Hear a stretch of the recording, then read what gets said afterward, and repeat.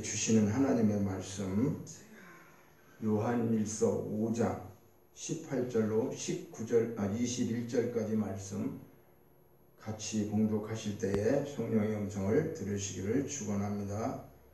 요한일서 5장 18절로 21절까지 말씀입니다. 하나님께로부터 난 자는 다 범죄하지 아니하는 줄을 우리가 아노라. 하나님께로부터 나신 자가 그를 지키심에 악한 자가 그를 만지지도 못하느니라. 또 아는 것은 우리는 하나님께 속하고 온 세상은 악한 자 안에 처한 것이며, 또 아는 것은 하나님의 아들이 이르러 우리에게 지각을 주사 우리로 참된 자를 알게 하신 것과, 또한 우리가 참된 자 곧 그의 아들 예수 그리스도 안에 있는 것이니 그는 참 하나님이시요 영생이시니라. 자녀들아, 너희 자신을 지켜 우상에게서 멀리하라. 아멘. 올해 시작하면서 2월 둘째 주부터 요한일서의 말씀을 계속 매 주일마다 전하면서 오늘 5장 마지막 절 9번째의 말씀을 요한일서를 가지고 전했는데 우리가 그 기억을 다 못하겠죠. 그러나 지난주일 말씀 제목이라도 생각이 나는지 우리가 한번 생각해 보기를 바랍니다.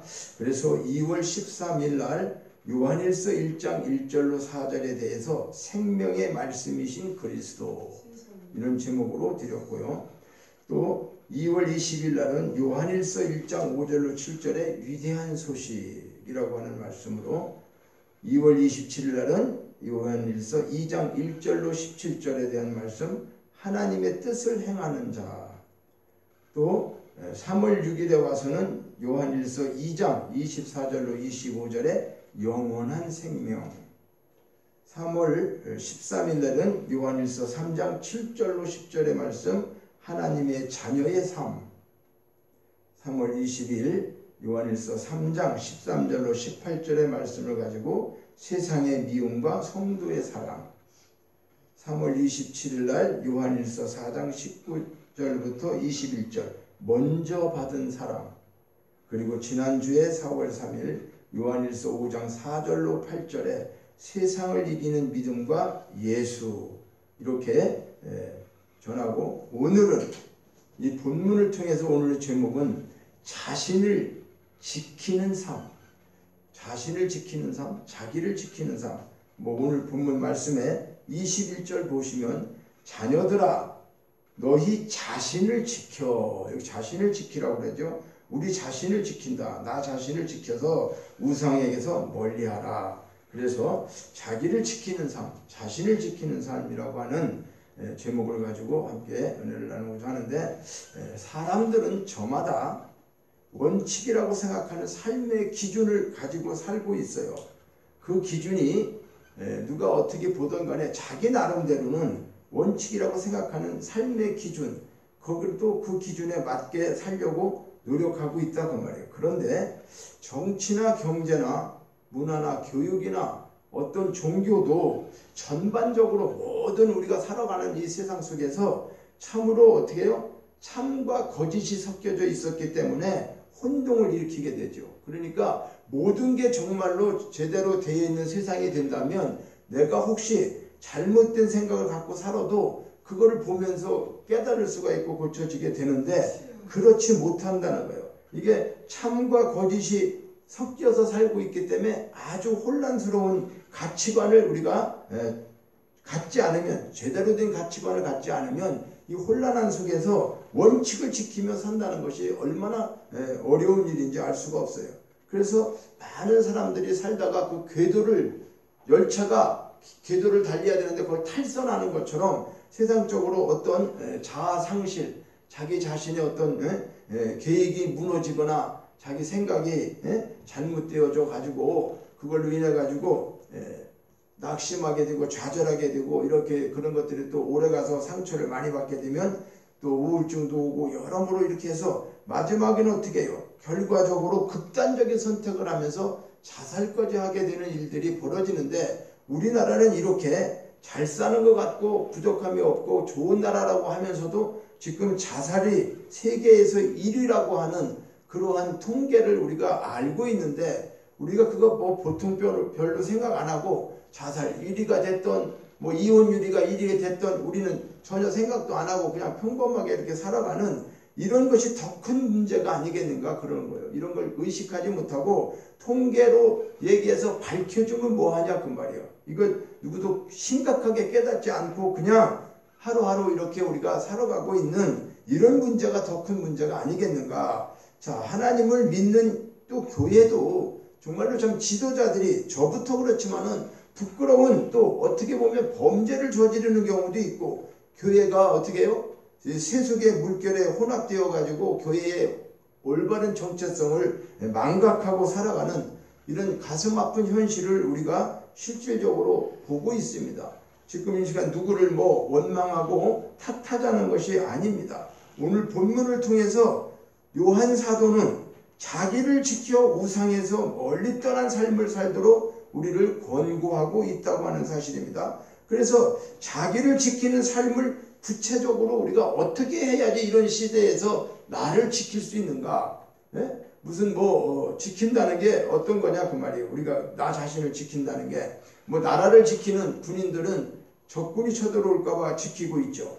예? 그런데 우리는 지금 나 자신을 어떻게 지켜야 되는가? 첫째는 자신을 좀 바로 봐야 된다. 이 말은요, 18절에 보면은 하나님께로부터 난 자, 여기 자신을 바로 보는 것은 뭐냐? 첫째, 우리는 하나님께로부터 난 자라고 하는 것을 깨달아야 돼요. 우리는 이 세상에 살고 있지만 늘 이야기하지만은 성경은 하늘에 속한 자와 땅에 속한 자가 있다고 하는 것을 분명히 말씀하고 있어요. 그래서 우리는 하나님께로부터 났다라고 하는 것을 먼저 기억을 해야 돼요. 자신을 바로 봐야 된단 말이에요. 내가 누군가를 확실히 알아야 되지 않겠냐고 말이에요. 나를 지키기 위해서. 그리고 두 번째로 우리는 하나님께 속하였다. 하늘에 속한 자라는 거예요. 19절에. 자, 또 아는 것은 우리는 하나님께 속하고 하나님께 속했다는 거예요. 온 세상은 악한 자에게, 이 세상은 마귀가 왕노릇을 하고 있어요. 그러니까 이 세상은 마귀에게 속했다는 게 맞는 거죠. 그러니까 마귀가 다스리고 있는 세상이지만 그럼에도 불구하고 우리는 하나님께로부터 났고 하나님께 속한 자라는 사실을 반드시 기억해야 된다는 거예요. 그러니까 우리의 소속과 신분, 내 소속이 어디다? 하늘에. 내가 하나님의 자녀다. 이 신분. 그러니까 우리는 하나님께로부터 났다는 거예요. 늘 얘기하지만은 하나님께로 났다라고 하는 것은 하나님이 그냥 놔주신 거예요. 우리가 노력하고 우리가 죄를 안 짓고 착하게 살고 그런 조건이 돼서 하나님의 자녀가 된 게 아니라 하나님께서 우리를 낳아주셨다 그랬죠. 일방적으로 부모가 자녀를 낳는 것처럼 하나님이 우리를 낳아주셨단 말이에요. 근데 그게 우리는 잘 안 믿어지는 경우가 많이 있죠. 많은 사람들이. 그런데 이게 창세 전에 계획을 해가지고 그렇게 하나님이 자녀를 삼아주셨다. 그러면서 우리를 부르시고 택하셨다. 하나님이 계획하셨다가 그 계획한 때가 되어서 예수 그리스도를 통해 가지고 우리를 어떻게 해요? 부르시고 우리를 구원해 주셨단 말이에요.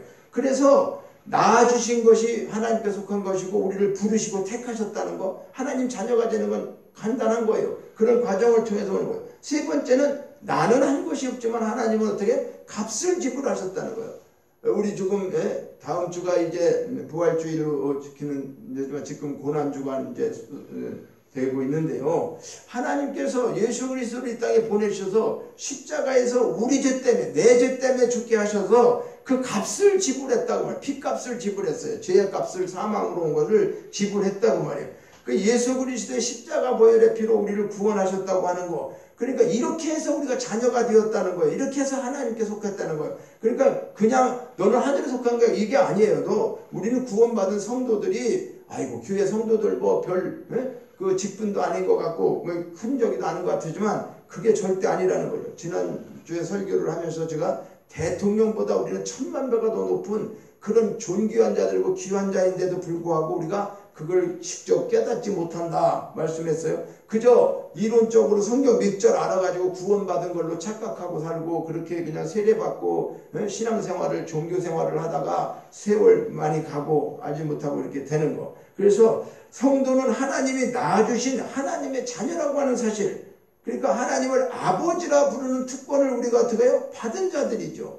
하나님을 아무나 아버지라고 할 수 없어요. 우리는 이게 하나님을 아버지라 부를 수 있도록 이렇게 깨달을 수 있는 믿음을 주셔서 하나님을 아버지라 믿게 되는 거예요. 우리가. 그러니까 어때요? 이 세상에는 정말로 소속이라는 게 중요하죠. 내가 미국에 사는지 대한민국에 사는지 자기 나라 국적, 소속, 또 내가 어떤 집안에서 어떻게 살고 있는지 우리가 어떻게 해요? 물론 대통령이 최고라고 할 수 있죠. 우리가 이 세상에서 살면서는. 근데 대통령 자녀만 돼도 그 권세는 대단하죠. 또 어떻게 해요? 대통령 영부인만 되면 부인만 돼도 그 신분이 아주 귀하죠. 그러니까 이 신분이라는 거, 우리의 본분이 어떻게 돼? 자신을 바라본다는 것은 우리가 어떤 자인가를 보는 거예요. 그래서 때로는 대통령의 부인이 됐어도 우리는 누구 부인이 되는 거예요? 예수님의 신부잖아요. 앞으로 우리 예수님과 함께 살아가는 예수님의 신부가 되는 거예요. 그런데 이 세상에는 대통령의 부인만 돼도 상당한 어떻게 해요? 그분의 권세가 있어요. 그런데 그걸 잘못 사용하면 어떻게 돼요? 요즘에 들춰지고 있는 문재인 대통령 그 부인 뭐 김정숙 여사 옷값이 액세서리 값이 몇 억씩 갔다 뭐 여러 가지 이런 문제로 참 웃지 못할 일들 이런 것들이 그가 아무리 자기 욕심을 채우고 그렇게 부귀영화를 누려오고 뭐 몇천만 원짜리 옷을 아무리 입고 다녔어도 그것이 어떻게 해요? 이제 불과 한 달도 안 남았어요. 그렇게 살아온 것이. 그러니까 정권 교체가 끝나고 나면 또 이제 과연 어떻게 뭐 일이 될지는 모르겠지만은 하여튼 세상 부귀영화라고 하는 것은 아침의 이슬처럼 사라지고 한순간 사라지는 것을 인간들은 깨닫지 못하고 그저 거기서 영원히 살 것 같이 그런 추태를 벌이고 있다는 거죠. 그래서 우리는 이런 사실을 이 세상에 보면서 우리는 어떻게 하는 것이 하나님께 속하고 하나님의 자녀로 살아가는 것인가? 이 세상에서 권력과 세상의 부귀영화가 아니라고 하는 거예요. 그런 것을 누려서 우리가 영화롭게 되는 게 아니고 하나님께 속했다고 하는 것은 우리는 하나님께 속하고 세상은 악한 자에게 처한 것이다. 이렇게 19절에 말씀하고 있죠. 19절에는 우리는 하나님께 속하고 세상은 악한 자에게 처했다. 자, 이 땅의 사람들은 두 종류로 나누게 되는 것입니다. 하늘에 속한 자와 땅에 속한 자. 그 소속이 분명하다는 거예요. 하늘에 속한 자는 창세 전에 하나님께서 언약을 통해서 어린 양의 생명책에 농명하고 기록해놓고 미리 정하신 것이라고 성경은 말하고 있어요. 그 미리 정했다는 거예요, 하나님. 그러니까 우리의 노력, 우리의 가진 그 어떤 조건도 내 신분을 내가 바꿀 수는 없어요. 무슨 말이냐? 이 세상에서는 노력하고 공부하고 이렇게 하면은 뭐 좀 대통령도 되고 높은 사람 되면 신분이 아주 높아질 수는 있어요. 그러나 하나님의 자녀가 되는 것은 우리의 어떤 것으로도 할 수가 없다. 내 신분을 바꿀 수가 없어요. 그런데 오직 하늘에 속한 자는 하나님께서 해주신 거예요. 하나님이 놔주시고 말씀드린 것처럼 하나님의 아들 되게 하시기 위해서 예수 그리스도를 믿는 믿음 안에 사는 우리가 이 몸은 이 땅에 살고 있지만 그 소속은 하나님께 속하고 하늘에 속한 자가 되었다고 하는 이 사실을 알지 못하는 자는 땅에 속한 자죠. 이 사실을 알았을 때 이 사실을 믿어지는 자, 믿고 사는 사람은 하늘에 속한 자예요. 그래서 그 믿음을 주셨다고 하는 것이 선물이라고 하는 거예요. 은혜의 선물로 우리에게 믿음을 주셨다. 이 놀라운 진리의 말씀인 것입니다. 20절을 봅니다. 20절 보니까 하나님의 아들이 이르러 우리에게 지각을 주사. 지각이 뭐예요? 깨달을 수 있는 지혜, 그렇죠? 그리고 주사. 우리로 참된 자 예수를 알게 하신 것과 또한 우리가 참된 자 곧 그의 아들 예수 그리스도 안에 있는 것이니 그는 참 하나님이시요 영생이시라. 누가요? 예수님이 참 하나님이시고 그분이 영생이시라고 말하고 있는 거잖아요. 그래서 우리가 영생이라고 하는 것이 뭐냐? 물론 영원히 사는 것이라고 하는 낱말이지만은 영생은 성경적으로 말할 때는 요한복음 17장 3절에 참 하나님과 그가 보내신 예수를 아는 것이다. 이와 같은 진리를 아는 게 영생에 들어가는 조건이죠. 그러니까 영생은 영생이 있는 분과 함께 사는 것을 말하는 거죠. 그러니까 우리는 이렇게 하나님께로부터 났고 하나님께 속해졌고 하늘에 속한 자가 되었으니까 이 사실을 잊어버리지 말고 살아야 되는데 우리가 이런 사실을 자꾸 까먹고 잃어버리고 그냥 세상의 실패자처럼 때로는 난망하고 이렇게 사는 이유가 뭘까? 그 이유는 첫째는 지나친 탐심 때문에 그래. 탐심 때문에. 여기 자녀들아 너희 지켜 우상에서 멀리하라고 그랬잖아요. 이 우상은 어떤 걸 얘기해요? 돌 붙여놓고 만들어 놓고 거 가서 절하는 게 아니에요. 하나님보다 더 사랑하는 것을 지금 우상이라고 말하는 겁니다. 네? 과거에 무슨 뭐 형상을 만들어 놓고 지내는 것도 우상이지만은 신약에 와서 예수님이 오셔서 우리에게 우상 숭배에 대한 걸 이야기하는 것은 우리가 하나님보다 더 사랑하는 것, 뭐가 됐든지 자식이 됐든지 물질이 됐든지 내 출세 명예가 됐든지 하나님보다 더 사랑하는 것은 탐심, 욕심이 지나쳐서 탐심이 있죠. 만족할 줄 모르고. 그러니까 그런 것들을 탐심 때문에 어떻게 돼요? 우상 숭배가 된다는 거예요. 죄를 짓게 된다는 거예요. 그래서 인간은 누구나 현재보다 더 나은 미래를 원하지요. 그렇죠? 그렇게 살게. 누가 이렇게 맨날 예를 들어서 고생을 한다고 죽을 때까지 고생하고 산다고 하면 어떤 분이 좋겠어요. 그러나 지금 고난이 와도 앞으로 더 좋아질 거야. 여러 가지 그런 현실보다 미래를 지향하며 살아간다 그 말이에요. 그런데 지나친 욕심은 자기를 잃어버리게 하고 끝내는 자신을 파멸시키게 된다. 그러니까 우리가 그런 거잖아요. 그렇죠? 이걸 우리가 한문으로 얘기하면 어떤 곳에 고정되어 있느냐, 내 생각이 뭘 고정하고 있느냐, 어디에 고착되어 있느냐, 그러면 그것이 발전. 내가 생각이 맨날 돈에만 있으면 돈에 대한 거요, 여자에 대한 거, 음란에 대한 거, 또 때로는 뭐요, 이 세상적인 것에 대해서 쾌락에 대한 거, 이런 뭐 어떤 생각, 출세하는 거, 뭐가 됐든지 간에 내가 고정하는 게 뭐냐, 내 생각이. 그것이 계속 잘못된 것으로 고정되어 갖고 가면은 고착 상태가 된다고 말이에요. 아주 굳어져야 된다. 그러면 그게 이제 뭐가 돼요? 고집이 된다고 그랬잖아요. 고집이 되고 고집이 이제 완전히 굳어져서 고체화된다. 그러니까 이 욕심이 잉태한 즉 죄를 낳고 죄가 장성한 즉 사망을 낳는다 라고 말하는 것처럼 우리는 욕심이 나올 수가 있죠. 사람이 본능적으로 이 육체는 뭘 보거나 뭘 생각하면 그거를 이루고자 하는 본능이 있다 그 말이에요. 육체는. 그렇지만 그 본능을 억제하고 그것을 다스리지 못하면 끝내는 욕심이 탐심이 되어가지고 죄를 범하게 된다. 그러니까 아까도 얘기했지만 아니 대통령 부인돼서 옷 사는 게 뭐가 문제가 되겠어요. 그 아무것도 아니겠죠. 돈 있으니까 또 돈 많은 사람이 내가 좋은 옷 입고 다니는데 무슨 문제가 되겠어요. 그런데 그게 탐심이 되어가지고 필요 외에 그죠? 너무나 뭐 옷이 100몇 벌이 있다 그러는 게 그게 말이 되겠습니까? 돈을 떠나서 내 돈으로 샀던 누가 됐던 아니 세상에 그렇게 살 수가 있느냐 그 말이에요. 그런 것이 문제가 되지 누구 돈으로 썼다 안 썼다가 문제가 아니에요. 사람이 그런 것을 탐심이라고 하는 거예요. 탐심. 그러니까 그것이 그러고도 그걸 모르는 거예요. 죄진 거는 모르는 거예요. 국민들은 지금 그냥 옷 한 벌도 못 입고 있는 사람들도 많을 텐데도 불구하고 그렇게 떳떳하게 누리고 살았다고 하는 거, 그러면 나라와 민족으로 해서 잘했다고 하는 게 뭐냐 그 말이죠. 그러니까 우리는 그렇게 그런 것들을 보면서 많은 사람들이 어떻게 상처를 받죠. 야 세상에 저럴 수가 있는가 그러는 거예요. 그러니까 우리는 마음으로 지혜를 구해도 우리가 깨닫지 못할 때가 너무 많아요. 그러니까 우리 하나님께서 지각을 주셔서 우리를 이제 깨닫게 하시는데, 성경에 솔로몬이라고 하는 사람은 얼마나 하나님께서 귀하게 보셨는지, 그가 1000번제를 드릴 때에 너무나 겸손하고 지혜로운 것을 구했어요. 그래서 하나님은 그가 구하지 않는 부와 영광까지도 더 주셨어요.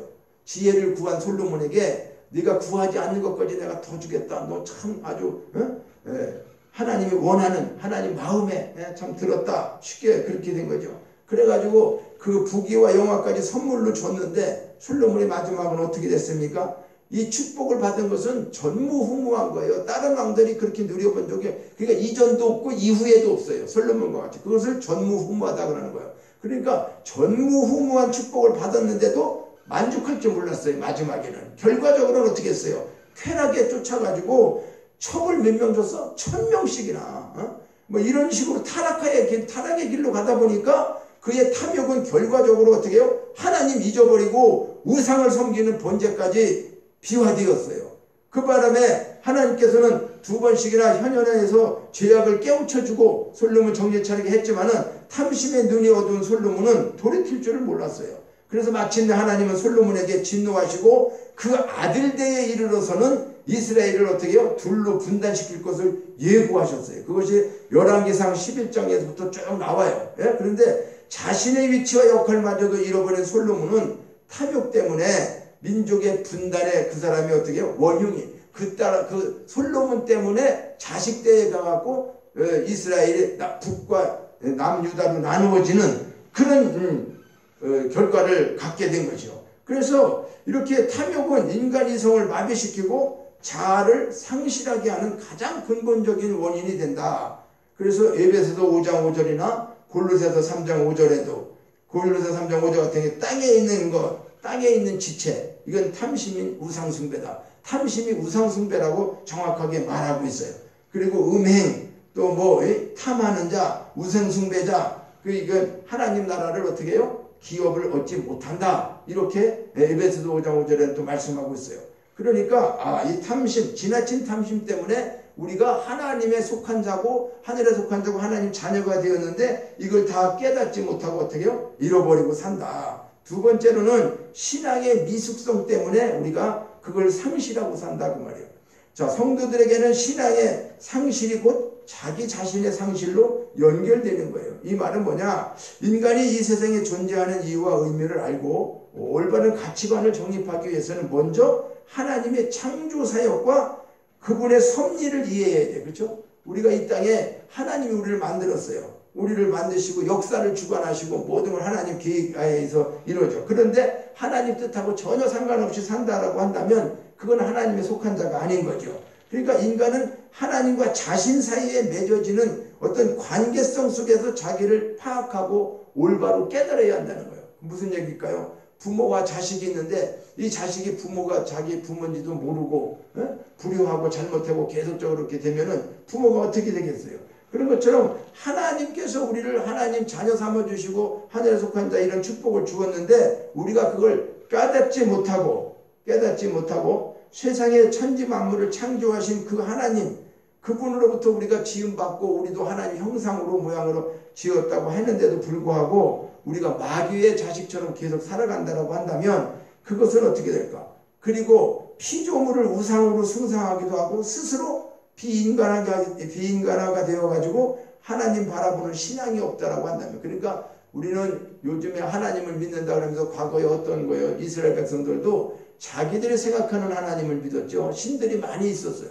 그러니까 누가 진짜 신인지를 모르는 거예요. 하나님 신인지를 모르고 엉뚱한 걸 섬기다 보니까 그래서 어떻게 됐어요? 결론적으로는 그들이 우상을 섬김으로 하나님 앞에 다 범죄하게 되므로 그 죄의 대가로 진노를 사게 되고 또 심판을 받게 하고 이런 모든 것들이 되풀이되면서 오늘까지 여기까지 우리가 흘러오는 거예요. 그러면 그때나 우리나 사람들이 다를까요? 똑같은 사람들이죠. 왜? 아담 후손으로 나온 우리는 너나 나나 할 것 없이 다 죄인이라는 거예요.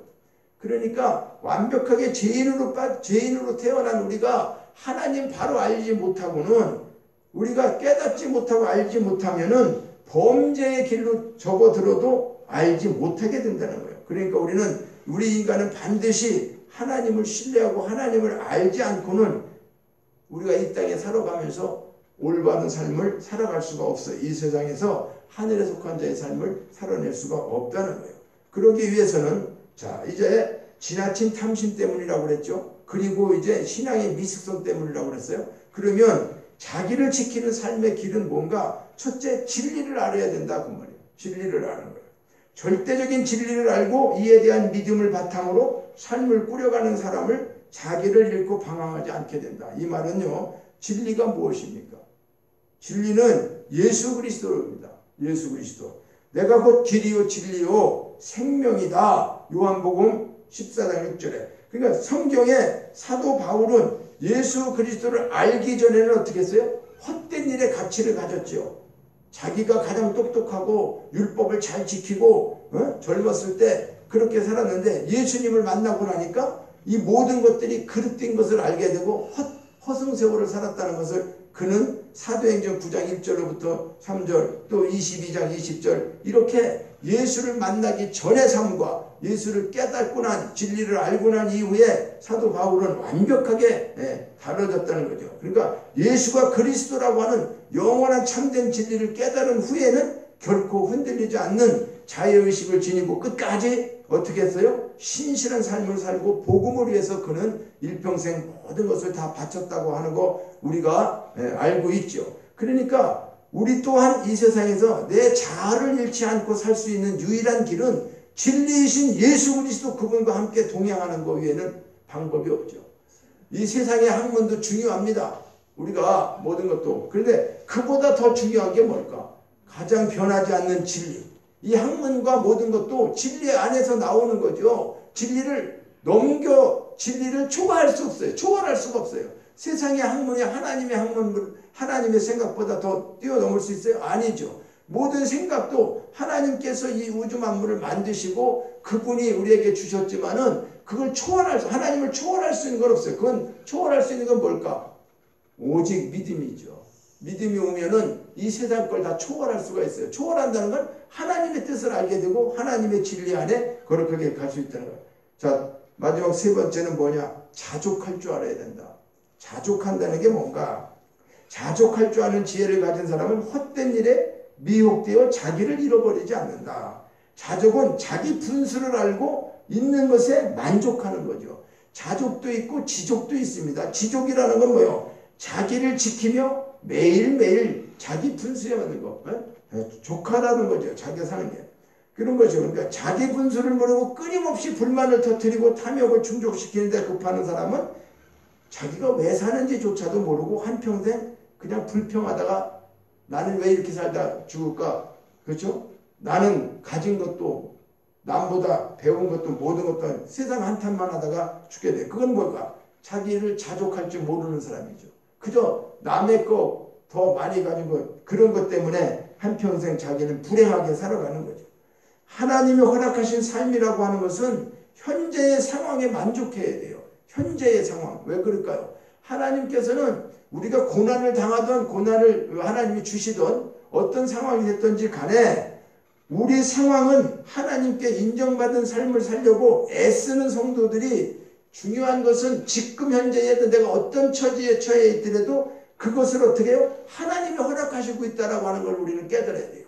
이것이 신앙이네요. 그렇지 않으면 자족할 수가 없어요. 아, 내가 지금 굶고 있다. 예를 들어서. 그런데 뭐 굶어서 죽는 게 아니겠죠. 그러니까 어느 순간까지 고통과 괴로움과 이런 것들이 왔을 때 성도들이 애쓰는 것은 하나님의 뜻을 깨닫고 우리가 그것을 잘 지켜야 되는데 그렇지 않은 경우에는 어떻게 되는 거예요? 이것을 뛰어넘어서 범죄하는 경우가 있죠. 그렇죠? 범죄하는 경우. 그러니까 사람이 돈과 명예, 이 쾌락을 우상화하고 이를 절대적으로 숭배하게 되면은 범죄도 서슴지 않게 되는 거죠. 자족할 줄 모르기 때문에 그저 남의 것도 눈에 안 보면 훔치려고 하고 가져오려고 하고 그걸 내 걸로 만들려고 하고 어떻게든지 악한 짓을 하면서라도 그거를 어떻게 해요? 자기 것으로 만들려고 하죠. 그러니까 오늘 이 말씀을 통해서 우리가 다시 기억해야 할 것은 자녀들아 너희 자신을 지켜 우상에게서 멀리하라. 우상은 분명히 탐심이 우상이라고 말씀을 드렸죠. 그러니까 그러기 위해서는 가장 중요한 게 뭐다? 우리 자신을 바라보는 거예요. 내가 어떤 사람이냐? 너는 누구냐? 그렇죠? 너는 누구냐? 그럴 때 그럼 나는 누굴까? 그렇죠? 상대방 할 때 너는 누구냐? 그러지만 나한테는 나는 누구냐? 묻는 거잖아요. 그러니까 하나님께서 태초에 하나님의 천지를 창조하셨다. 성경 말씀과 모든 진리를 통해 가지고 이렇게 선포하고 있는데 이것을 우리가 깨닫지 못하는 자와 깨닫는 자가 반드시 나누어져 있는데 깨닫고 믿고 가는 자는 어때요? 그건 하늘에 속한 자고 깨닫지 못하고 세상 속에서만 세상 것만 연연하고 그것만 누리고 살아가는 사람은 땅에 속한 자다 그 말이에요. 그건 뭐 확연하게 그렇게 나타난다는 거죠. 그래서 우리가 결론적으로 성도들은 자신을 바라보는 하나님께로부터 난 자다. 그리고 하나님께 속했다. 이렇게 내 자신을 잃어버리게 하는 지나친 탐심, 또 신앙의 미숙함, 내 자신을 잃어버리게 하는 거죠. 내가 누군지 모르기 때문에 문제가 되죠. 그럴 때 우리는 어떻게 해요? 자신을 바로 보기 위해 갖고는 진리를 알아야 된다. 그 진리는 예수 그리스도죠. 예수님을 바로 아는 거죠. 그럴 때 우리가 자족할 줄 아는 삶을 살게 되는 거다. 그래서 현재의 삶을 소중하게 여기고 하나님께 감사하는 삶을 살아야 하는 것입니다. 예수 그리스도의 은혜를 늘 상고하면서 우리는 어떻게 해요? 자족하는 삶을 살 때에 우리는 죄악의 유혹으로부터 자신을 지켜나갈 수 있음을 잊지 마시기를 바랍니다. 그래서 사도 바울이 빌립보서 10절에서는 그런 말씀을 하죠. 그죠? 자기는 배부름에 풍부에 처할 줄도 알고 비천에 처할 줄도 알았다. 이 모든 일체의 비결을 배웠다는 거예요. 그러니까 하나님의 자녀, 하나님께 속한 자, 이런 우리의 삶은 사도 바울과 같이 그랬을 때 어떻게 해요? 그랬을 때 자기의 능력으로 살아가는 게 아니라 내게 능력 주시는 자 안에서 내가 이 모든 것을 할 수 있다. 그러니까 하나님의 능력이면 모든 것을 할 수 있어요. 그 능력을 받기 위해서는 우리가 자족하고 또 거기에 대처해서 살 수 있는, 부유함이 되었던 가난하게 되었던 어떤 환경이 어려워졌던 또 환경이 아주 좋아졌던 그런 환경에 우리가 교만하지도 말고 너무 자책하지도 말고 그 속에서 어떻게 돼요? 오직 그 은혜를 깨닫고 감사함으로 우리가 살아가게 되면 하나님께서 그 믿음을 보시고, 그렇죠? 우리의 믿음, 그런 모든 것들을 보시면서 어떻게 하신다고요? 그분이 주시는 힘으로, 그래서 우리의 힘으로 살아가는 것이 아니라고 하는 거예요. 그래서 오늘 이 말씀을 통해서 우리가 요한일서 5장까지 오면서 많은 요한 사도가 이 시대에 새하늘과 새 땅을 바라보며 나가는 자들은 어떤 것인가? 우리가 작년도의 말씀이 하늘에 속한 자라고 그랬죠.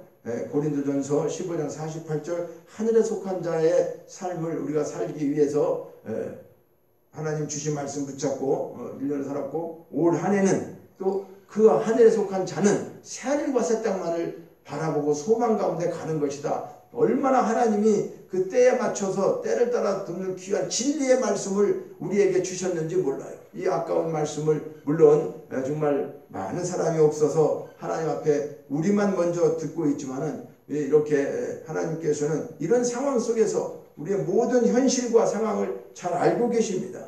그러니까 우리는 지나친 탐심도 할 필요도 없고 우리가 신앙의 미숙함을 깨달아야죠. 내 믿음이 부족하고 내가 하나님 뜻대로 살지 못해서 이와 같은 일들이 있다라고 하는 것을 우리는 회개할 뿐이지 다른 원망이나 불평이 있을 수가 없다는 거예요. 그래서 진리를 알고 자축할 줄 아는 그 삶을 통해서 우리는 어떻게 해요? 하나님 앞에 감사하며 그 주님을 통해서 우리에게 주신 이 은혜를 늘 상고하면, 우리가 그러면서 자족하는 삶을 살게 되면 우리는 죄로부터 유혹을 받지 않고 자신을 지켜나갈 수 있다고 하는 이 사실을 분명하게 우리는 깨달으시기를 원합니다. 그래서 우리의 삶을 통해서 하나님께 영광을 돌리게 하고, 또 우리 같은 믿음의 사람들, 또 믿지 못하고 있는 많은 사람들, 생명 알지 못하고, 그렇죠? 이 세상에서만 그저 살다가 죽어가는 그런 많은 사람들 영혼을 우리가 정말 뜨겁게 사랑하고 기도하고, 그래서 이제 우리의 삶 속에서 하나님의 뜻대로 살아가는 저와 여러분이 되셔서 신앙의 미숙함을 우리가 늘 회개하고 기도하고, 그리고 진리를 더 알게 하기 위해서, 진리를 알기 위해서 애쓰고 힘쓰는, 세상 것에 연연하는 게 아니라 하나님 진리를 더 할 수 있는, 말씀을 더 깨닫고 말씀대로 살아갈 수 있는 그런 힘을 우리가 성령께 간구하고, 또 이제 우리 삶 속에서 그렇게 저와 여러분 살아갈 때에 성령께서 지켜주시고 함께 하심으로 우리에게 영광과 영생의 축복을 이 땅에서도 다 누리며 살아가게 되시기를 주의 이름으로 축원합니다. 하나님 아버지, 우리를 하나님이 낳아주셔서 하나님의 자녀가 되고 하늘에 속한 은혜를 주셔서 우리는 하늘에 속한 자가 되었습니다. 그런 하늘에 속한 자가 욕심과 탐심 때문에 우리의 신분을 망각하게 되고, 신앙의 미숙함 때문에 진리를 알지 못하고 자족하는 삶을 살지 못함으로 이 은혜를 누리지 못하는 저희들을 부족함을 용서해 주옵소서. 이제 하늘에 속한 자의 삶으로 하나님께 영광을 돌리는 우리가 되게 하여 주옵소서. 아버지, 오늘도 이 주신 말씀 붙잡고 우리가 기도하고 이 말씀이 우리 삶을 이끌어가게 우리를 그렇게 이끌어 주시고 때를 따라 돕는 아버지 여호와 일의 축복으로 함께하여 주시옵소서. 모든 걸 감사드리고 예수님의 이름으로 기도하옵나이다. 아멘. 자리에서 일어나서 봉헌 찬양 하나님 앞에 드리겠습니다.